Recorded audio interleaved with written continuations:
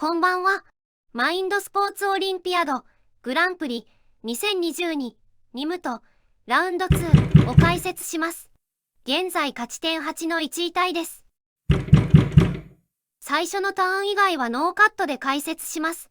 ぜひ考えながら見てみてください。1セット目、最小の1、2のカードと最大の53、54のカードが来ました。いきなりとても難しいカードです。大きい数字を残さないよう、まずは最大の数字である54から処理していきます。53から出すと5枚溜まって次54が置けなくなる可能性があるので、大きい順に出すのがポイントです。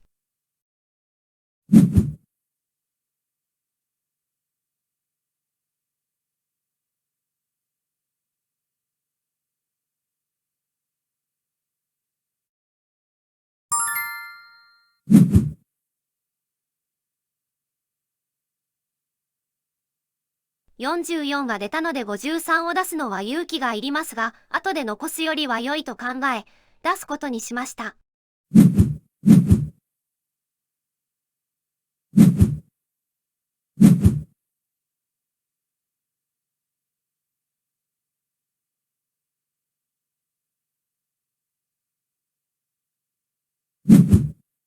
一歩間違えればアウトでしたが、運よく助かりました。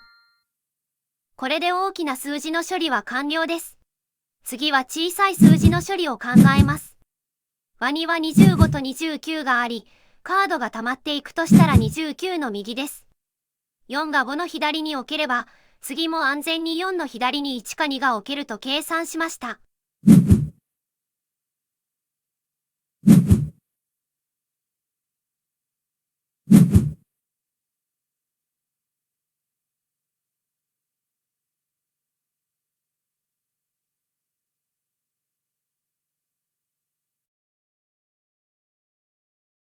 次2を選ぶと、5枚で止まった時に、1が出せないカードになってしまうため、先に1を出します。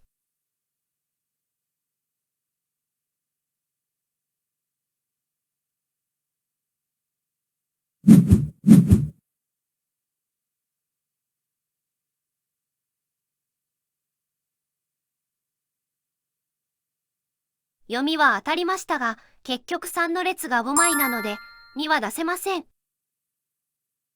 安牌は9のみです。出すとしたら、51より少し小さな大きい数字か、26より少し小さな数字ですが、どちらもありません。43は26の右に置かれドボンした場合、7点マイナスになります。その一方で、21でドボンした場合、好きな列を取れるので5点マイナスです。どっちみちマイナスなら、少ない方が良いので、21を出しました。21で予定通りドボン。意外と43ならセーフだったようで、駆け引きに負けました。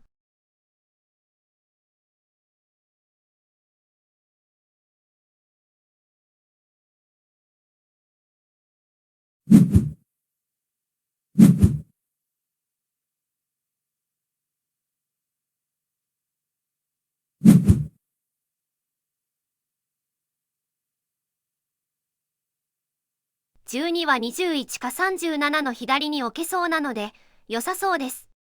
32や35は22の右でドボンの可能性が高い。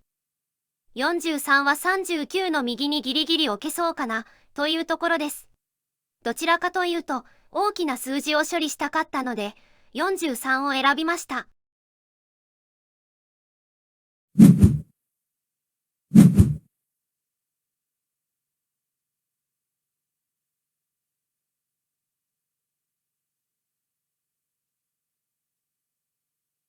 ギリギリセーフ。難しい局面です。2は8の左に置かれドボン。12は11がなければ15の左に置かれセーフですが、過去に11が出たか覚えていません。仮に11が出た場合、12は17の左に置かれドボン。32や35は23の右に置かれドボンの可能性があります。こういう過去に出たカードを覚えていれば選択肢を絞れる場合に実力差が出ます。とほほ。11が過去に出ていないにかけ、見事に外れました。35だったら助かっていたのが、なんとも悔しいです。2は8の左に置かれドボン。32は一見34の左に置かれそうな雰囲気ですが、場合によっては19の右でドボン。35も19の右でドボンの可能性があります。より生き残る可能性の高そうな32を選択。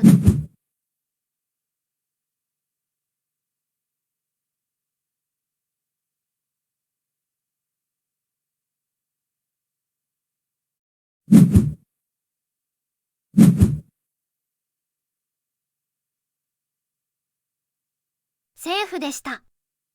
ただ、33で止まってしまったため、35がとても出しづらくなりました。2も結局ドボンですが、よりマイナスの少ない方で、他の人が33の列を取ってくれることに期待します。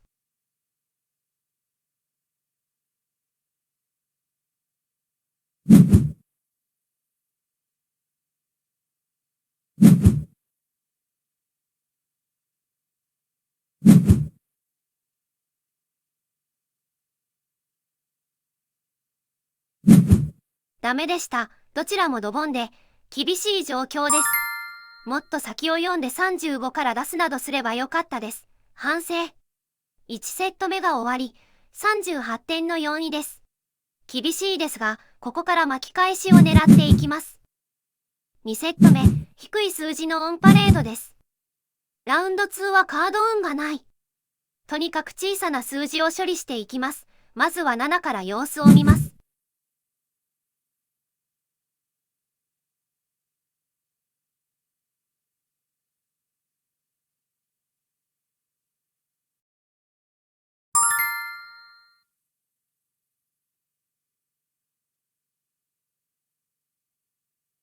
5と6で迷いましたが、6から出せば、次運が良ければ5も安全に出せると考えました。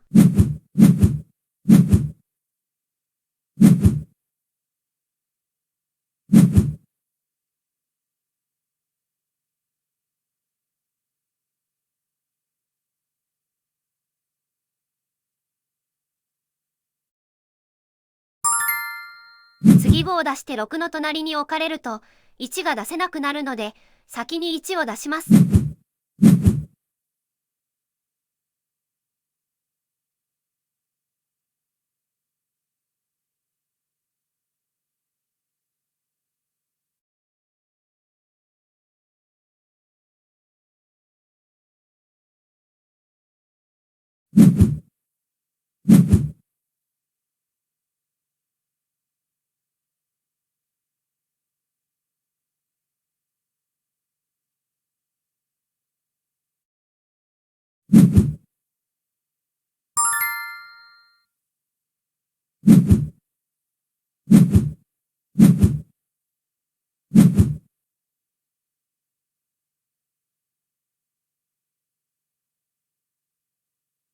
35が安全ですが、34の列が溜まって38が起きにくくなるのを嫌って38を出しました。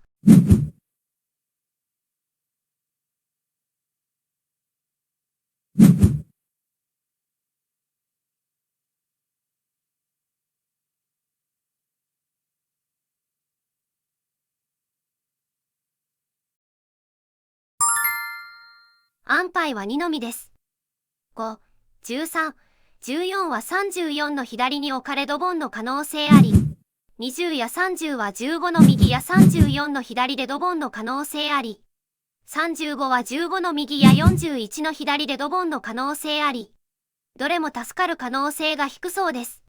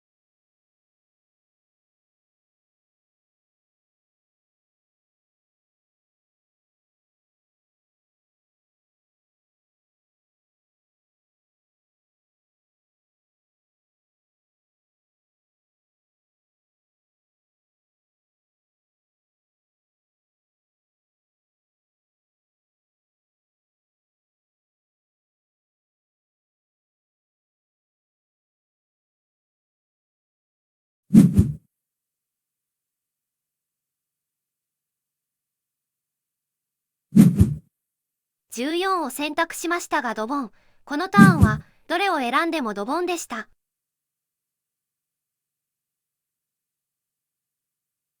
次、一見13は安牌そうに見えますが、それより低い数字が出たら14の左が埋まり、41の左に置かれることになってドボンです。5も同じです。3や4が出たら14の左が埋まり、41の左に置かれドボンの可能性があります。ですが、思い切って5を出してみました。運よくセーフでした。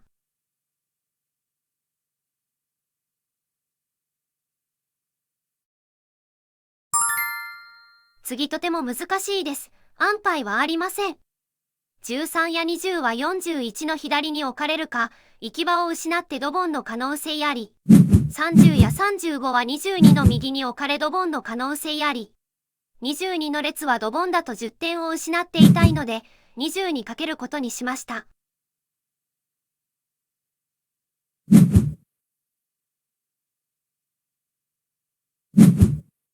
ドボン、ダメでした。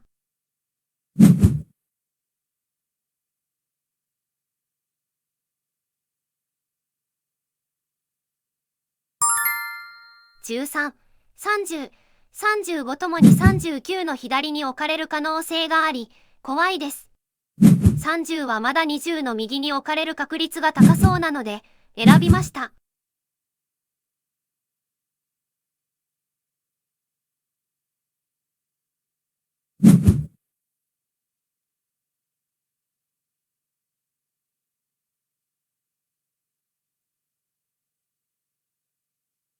なんとか成功。13は39の左に置かれドボンの可能性あり。35は39の左や30の右に置かれドボンの可能性あり。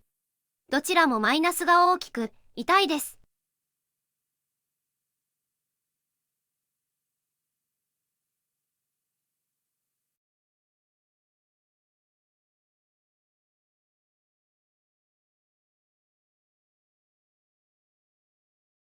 もうこれは運頼みで35を出しました。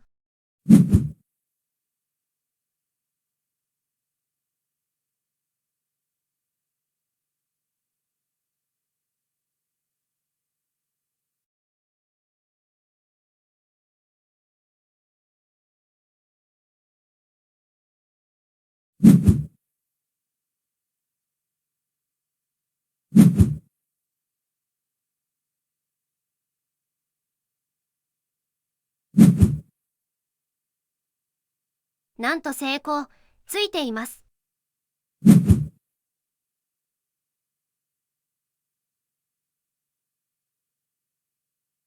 13も無事出せてよかったです。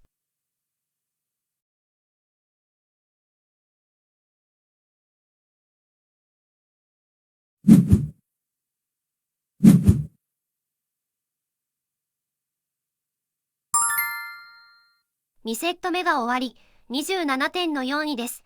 厳しい。3セット目、ようやく均等な数字のカードが来ました。いつも通り、最大の数字から出していきます。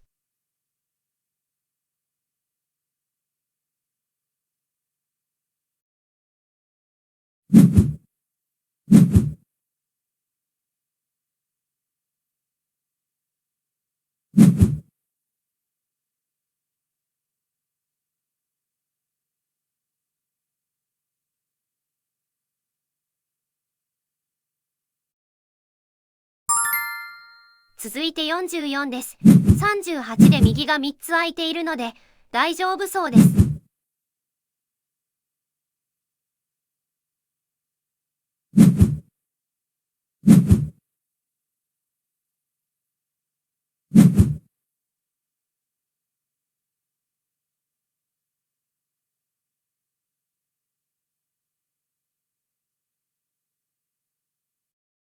思わぬところで49の左に配置されましたが、OK です。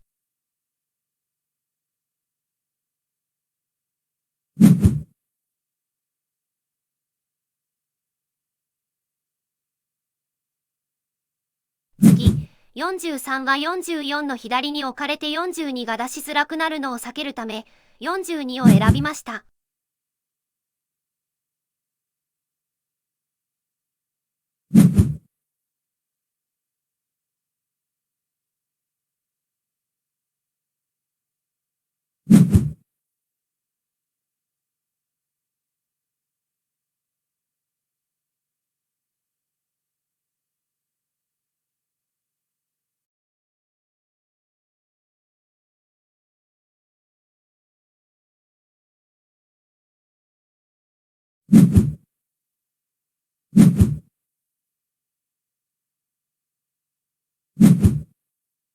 まさかのドボン。これは予想していませんでした。こういうパターンも考慮に入れないとなと、勉強になりました。42を先に出したことで、43が出しやすいです。これは安牌です。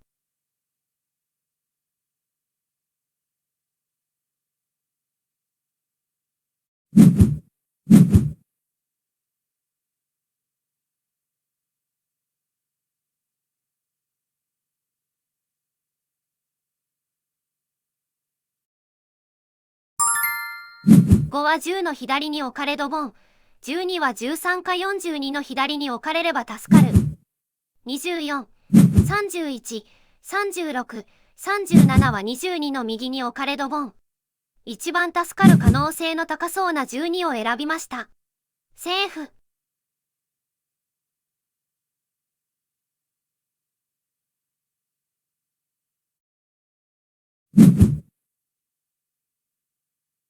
5は引き続き10の左に置かれドボン。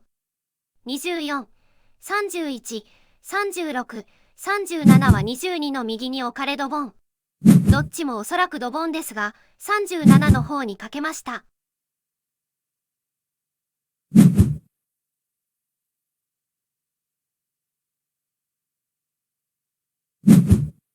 ドボン、これは痛い。最下位に落ちました。引き続き苦しいです。5は出せない。24、31、36は21の右に置かれドボン。37の左に置かれるのは19か20。その次は21と同じ数離れている29より大きな数字です。20は盤面に出ているので、19がなければ31で勝算あるかもしれません。この場面でも過去に出た数字が覚えられていると強いです。私は全く覚えていないので、運頼みの31です。みんな考えていることは同じでした。でも30が出たので運よく助かりました。5はまだ出せません。24は29の左に置かれドボン。36はもしドボンでも好きな列を取れるのでリスクが少ないです。36を選びました。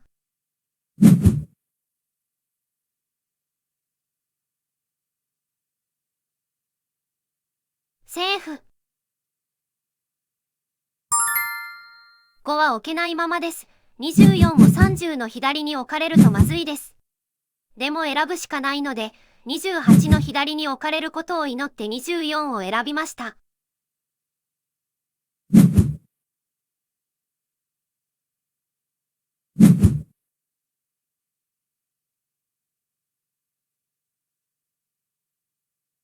28の左に置けてセーフ。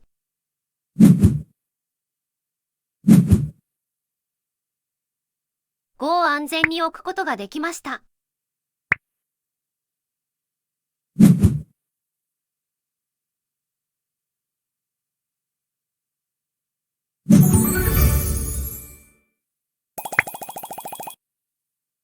ラウンド2は4位でした。